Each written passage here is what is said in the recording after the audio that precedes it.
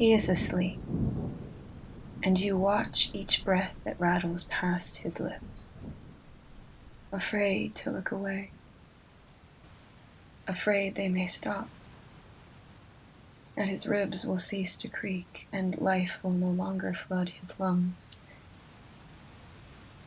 afraid he will slip away from you in dreams where you cannot follow, afraid of being left behind. So you watch, and while you watch, you think. Your thoughts are many and scattered like apple blossom petals in a gale. Storms, like the ones raging outside as Tomura sleeps, and you watch and try to pick out the familiar rasp between thunderclaps.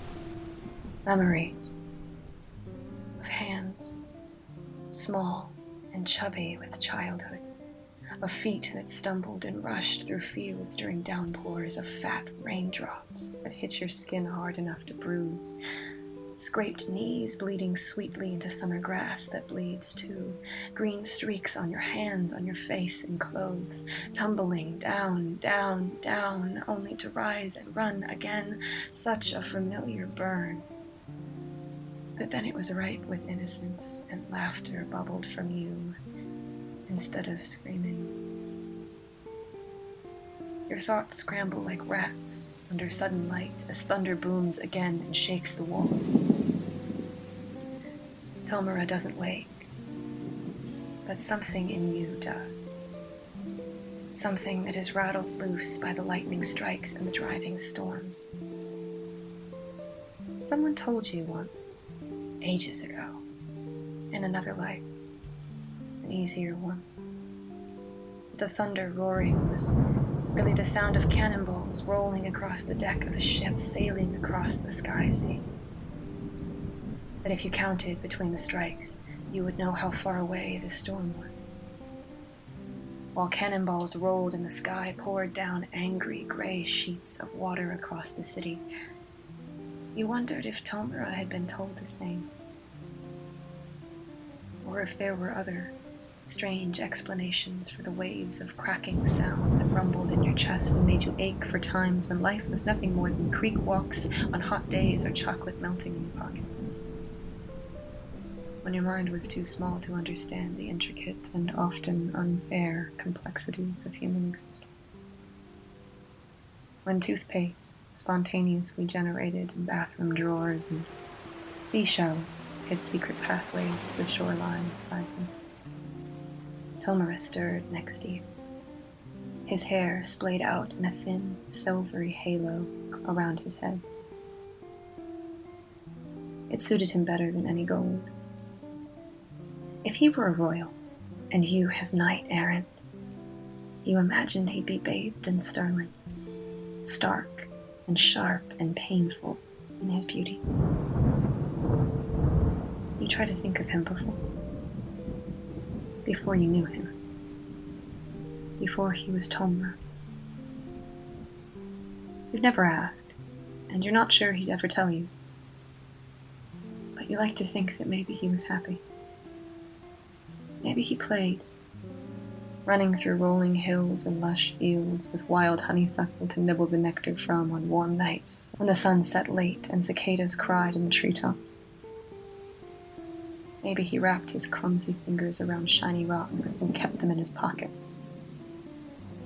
Maybe he smiled, laughed, not from the cruel butt of joke, but of sheer childish joy.